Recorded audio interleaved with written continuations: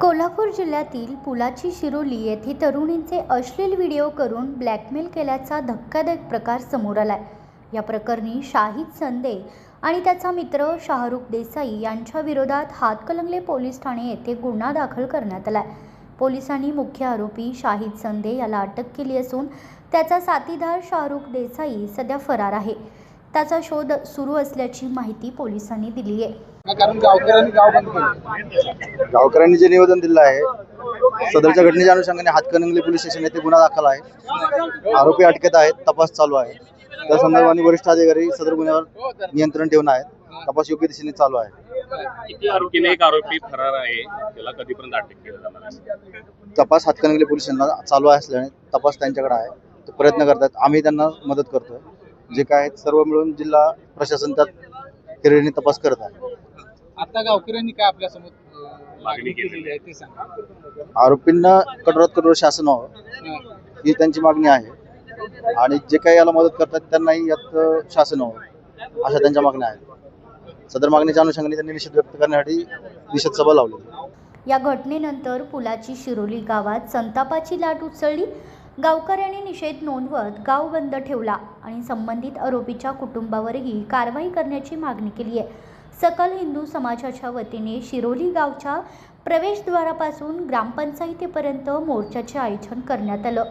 मात्र पोलिसांची परवानगी नसल्याने हा मोर्चा काढण्यास मनाई करण्यात आली। यानंतर पोलिसांनी तपासाची माहिती गावकऱ्यांना दिल्यानंतर मोर्चा रद्द करण्यात आला। यावेळी पोलीस आणि आंदोलकांमध्ये काही काळ शाब्दिक वादावादी झाल्याचं समोर येते। दरम्यान भाजपचे आमदार अमल महाडिक यांनी आंदोलनस्थळी भेट देऊन गावकऱ्यांचे निवेदन स्वीकारले। नेमकी काय माहिती आहे आणि पोलीस कशा प्रकारची कारवाई करतात आणि तुमची भूमिका काय आहे? नक्कीच ही जी घटना आहे अत्यंत निर्दयी आहे, म्हणजे अत्यंत चुकीची आहे। या संदर्भामध्ये पोलीस प्रशासन योग्य ते कारवाई करते, पण या ठिकाणी गावामध्ये जे गाव बंद केलेलं आहे नक्कीच सर्वच लोकांची भूमिका इतकी मतं तीव्र आहेत की अशा घटना घडू नयेत यासाठी सरकारनं कायदा सुद्धा पारित केला आहे। त्यानंतर सुद्धा ही मंडळी आपण सर्वश्रेष्ठ असं समजून वागतायत। कुठेतरी या सगळ्या घटना बंद व्हाव्यात, या घटनेला कुठेतरी चाप बसावा या दृष्टिकोनातून आज सगळेच शिरोली गावकरी किंवा आजूबाजूच्या पंचक्रोशीतील सर्वच लोक याचा निषेध करण्यासाठी या ठिकाणी आलेले आहेत। आज मला या ठिकाणी सांगायचं आहे प्रशासनाला की याच्यामध्ये जो अंत आहे, जे शेवट आहे, अशा वृत्तीला जे साथ देतात ज्यांच्यावर कठोर कारवाई व्हावी या भूमिकेसाठी सुद्धा मी या ठिकाणी आलेलो आहे।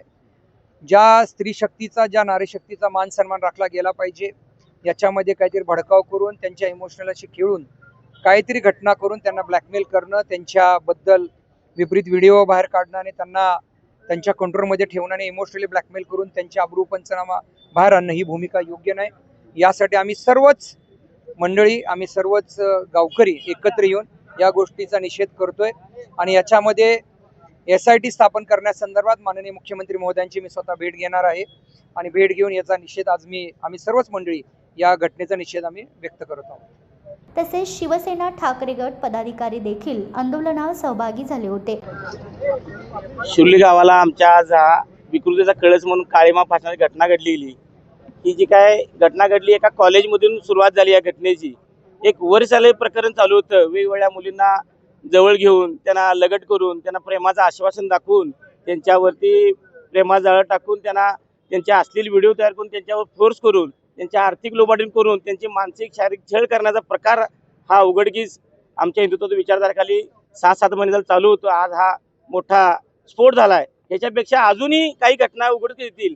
गावामधील महिला असतील, आज आम्ही स्त्री शक्तीच्या आग्रहासाठी महिलांना आरक्षणाचा विचार जर मंत्रालयात मांडत असताना जर हा विकृतीचा कळस म्हणून जर महिलांच्यावर अशा अत्याचार अन्याय होत असतील तर हे आम्ही शिरोलीकर कधीही माफ करणार नाही आणि अशा गोष्टीला शासन दरबारी आज आम्ही आमदार साहेबांना निवेदन दिले की CM साहेबांना तुम्ही कोऑर्डिनेशन करून याच्यावरती SIT नेमून ज्या काही घटना ज्यांनी ज्या गोष्टीला अर्थसहाय्य केले, ज्यांनी त्याला सहकार्य केले, ज्यांनी त्याला वेगवेगळ्या पद्धतीने मार्गदर्शन करून ह्या गोष्टी घडण्यासाठी प्रवृत्त केलं, अशा वृत्तीला CM साहेबांच्या माध्यमातून त्यांच्या घरावरती बुलडोजर चढवण्याचं काम आज या घटना जर घडल्या नाहीत तर भविष्यात या घटना वाढत जातील। त्याच्यावरती रामबाण उपाय हा करण्यात यावा।